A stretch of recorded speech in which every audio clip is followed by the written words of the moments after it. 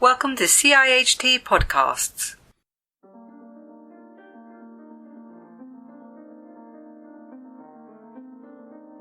The UK passed a net zero emissions law. This target requires the UK to bring all greenhouse gas emissions to net zero by 2050. How will the highways and transport sector deliver on this target? How will industry support the sector in doing this? Welcome to the CIHT podcast. I'm your host, Justin Ward. Today, I'm joined by Maggie Hall, Sustainability Advisor for Ringway, as well as the wider Eurovia business in the UK. Ringway delivers specialist highway services, including improvement schemes, routine maintenance and severe weather response across the largest dedicated highways portfolio within the UK, including the Strategic Road Network, DBFO, motorway and trunk roads, and the local authority network. Welcome, Maggie. Hi, Justin. So could you explain briefly what we mean by net zero and why it is important? Yes, of course. So back in 2015, nearly every country signed up to the Paris Agreement. And this says that we have to reach net zero carbon by 2050 to avoid dangerous climate change. And that's why the UK government set this in legislation.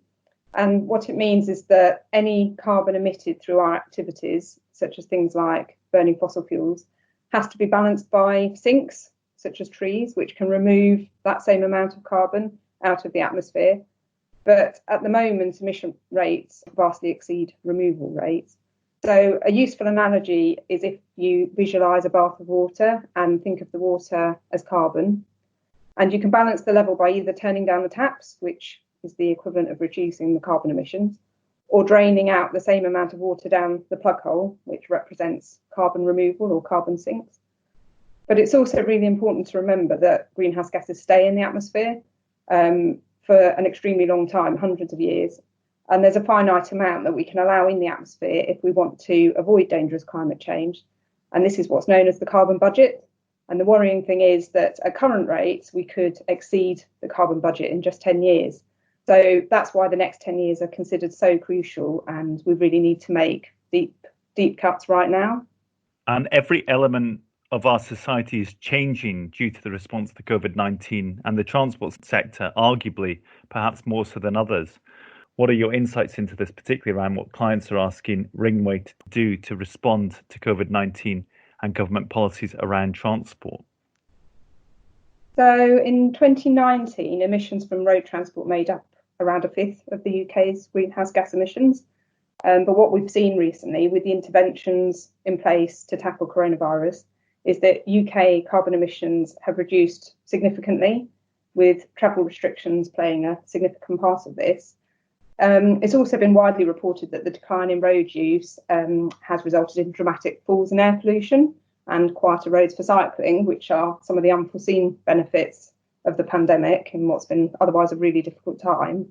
But the need for social distancing could be with us for a lot longer than any of us might like. And this has really highlighted the lack of public space that's dedicated to walking or cycling. So to help address this, Grant Shapps, Secretary of State for Transport, recently brought forward £250 million of funding to accelerate schemes that support this, which is really great. And our teams are already working with local authority clients to flex resources to bring these schemes forward in our annual programmes. One of the positives to come out of our experience over the last few months with COVID is that we're relearning the value of our highway networks as connectors and enablers of communities. So our roads, footways, cycleways and public spaces, they touch the heart of all of our lives. It's where we live, work and spend time together. But despite this, I think it's fair to say local highway networks have traditionally been overlooked for more sexy capital investment, but this is changing. So the potential for all of us to focus on kind of placemaking, investing our people and resources into local communities is massive, and it would bring about the visible and significant changes that we've been asking and wanting to see for a long time. But we're also seeing worrying trends because of the way we live, with many people choosing to live some distance from where they work, signs that car use is definitely not going to go away in the near future. In fact, I read in Wuhan that private car usage nearly doubled when lockdown ended. And this isn't a pattern, obviously, we want to repeat in the UK as people return to work and children start back at schools. But I'm optimistic because over the last few months, we've seen the best in our ability to flex and innovate to a new set of circumstances. And we should embrace this creativity and question the old ways of working, as we've been our eyes have been opened to this new normal, and this should be extended to thinking more sustainably about everything. And over the longer term, how achievable do you think it is for road transport to deliver the net zero target? Well, government has recognised that the transport sector faces a huge challenge to achieve net zero and to remain within the necessary carbon budgets. Policy measures will need to be ramped up significantly, and a transport decarbonisation plan is due to be published later this year. As we've just been discussing, the past few months have seen us embrace new ways of working and more local and remote working, and more active travel through cycling and walking. And this will need to continue as our economy is rebuilt. But roads and the maintenance of roads we have will always be needed, and we need to find ways to maintain and operate them as efficiently and sustainably as we can. So for us, it's about being joined up and doing more when we're on the network. For example, installing electric vehicle charging infrastructure when we're delivering programmed footway schemes. And it will require a package of measures across the sector, but we could be catalysts for this. Another important area is to review the types of materials and specifications of materials we use to maintain our existing highway assets, increasing recycled content, and thinking about the whole life benefit when we're considering what solutions to choose. Of course, HGVs are a big challenge. They're becoming more efficient, and there are encouraging developments in terms of alternative fuels, including biofuels, hydrogen, and electrification. More expansive trials of autonomous vehicles could help us understand their future role for goods distribution, and people mobility as well. Another interesting development is the use of electric scooters and e-cargo bikes and their potential. So making changes now to our highway infrastructure to invest in enhancements to accommodate these could make a big difference. The ban on petrol and diesel cars outlined in the government's Road to Zero strategy has been brought forward to 2035, and it could be brought forward still further. But I think collaboration is absolutely key. We're working with organisations such as CIHT and ADEPT, which is the Association of Directors of Environment, Economy, Planning and Transport. And they have a crucial role to play as well in helping to bring together public sector clients and the supply chain to discuss all these challenges and work out how we can do things differently. Ringway UK has set its own target to reach net zero. Research shows what companies are doing within this space. Can you explain from a corporate strategy perspective what the business is doing to actually get there? Yes, so around 95% of our own emissions are from fuel to power our vehicles and plant. So within the next 10 years, we have a plan to have a zero emission car and van fleet across our whole business. We're converting our asphalt production plants to LPG and natural gas as a stepping stone, ultimately looking at hydrogen and renewables. And we're making changes to our everyday operations, things like solar powered welfare cabins on site, rainwater harvesting, recycling gully arisings, as well as aggregates, recycling road cones and granulating them back into new road cones. So we're working with clients to do more to minimise journeys as well through better work planning and optimising gritting routes, things like that. That's key. And by standardising these things across our sector, we can make a massive difference. For us, our key assets are our people who constantly come up with solutions to make changes to their everyday jobs that are more sustainable. But no single organisation can solve this in isolation, and we're absolutely committed to actively engaging with partners, teaming with highway authorities and other sectors to work on practical ways to collectively lower carbon emissions. Bearing in mind there are so many stakeholders and highway authorities, it's absolutely vital that we have a joined up approach. And our Chief Executive, Scott Wardrop, leads on our approach. He's an active participant in the sector, working with organisations like the CIHT, the Department for Transport and the newly formed Highway Sector Council to work collectively on solving these challenges. So the phasing of petrol and diesel vehicles will clearly help the transport transition to net zero. How about the emissions that come from maintaining our infrastructure? What has been done to address that challenge? Well, as well as reducing our direct emissions from our vehicles and plants associated with the maintenance activities that we're carrying out, we're working with our consultancy arm, John Lefebvre, to develop new and more sustainable materials. So warm mixed asphalt, for example, can be used as standard now, and this results in at least 25% less carbon emitted than conventional hot rolled asphalt. Recycled roads are a reality, and we're trialling power roads with Adept.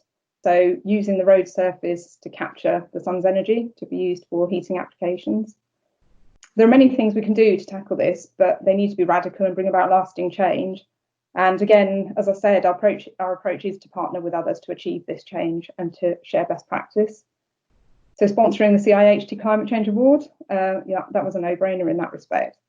No one organisation is going to solve this alone, and it absolutely must be part of a partnership approach. We've talked to many of our clients who have declared climate emergencies and set net zero targets, and we're working with them to understand what it means for them and how we can help as part of our own net zero strategy. And at the start of the year, the UK faced significant flooding events. We are likely to see more of that. How can your organisation help clients be climate ready for these and other events that we're likely to see with climate change? Yeah, I mean, we did see a lot of flooding at the beginning of the year, and Ringway works across the UK, and our people are often the first to see the real evidence and impacts of climate change. So earlier this year, our teams were out on the network maintaining and building flood barriers, clearing drains and removing debris and fallen trees. And we're really at the pointy end of climate change in that respect, and it impacts on our people and what we do on a daily basis. So the social and economic elements of sustainability are really brought into sharp focus there. And we work closely with our clients to make sure that we're ready and can deliver an effective response to these types of events. Looking forward, we're increasingly looking at the resilience of the highway assets we maintain and manage, and how the increased likelihood of severe events change the programmes and improvement plans, and what new materials and processes we can adopt to help mitigate the impacts of severe weather, such as hot temperatures, drought conditions and flood events in the future. How about technology to help address the climate crisis? There must be sort of opportunities there. Yes, so we're already using and developing technology and materials that make a difference. We have a number of partnerships in place with technology companies, including Elgin, Vaisala and Cargo, and others, developing and implementing AI into our processes. And through this technology, we've done things like real-time updates on road closures. So this minimises unnecessary journeys and diversions. We can also electronically capture road condition so that we can repair roads based on real-time data rather than waiting for costly and timely inspections, or for the road to break up when a small repair and earlier intervention might have worked. And because of the reach of our business, we work with strategic highway authorities from Transport Scotland, Highways England and Transport for London, as well as over 30 local highway authorities up and down the country. So we have a unique insight into the approaches being taken and what works around the UK and what doesn't work, and how we can support this. And we also have global partners who share international best practice and have a similar passion to support green growth at a global scale.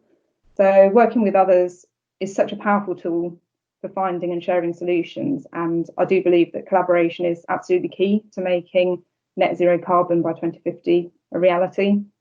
There's also the aspect with changing climate that we're seeing in parallel with that. We're seeing habitat loss, we're seeing reduction in species, and there is a responsibility, I think, across all sectors to make sure that we do something positive about that. There's the biodiversity net gain agenda.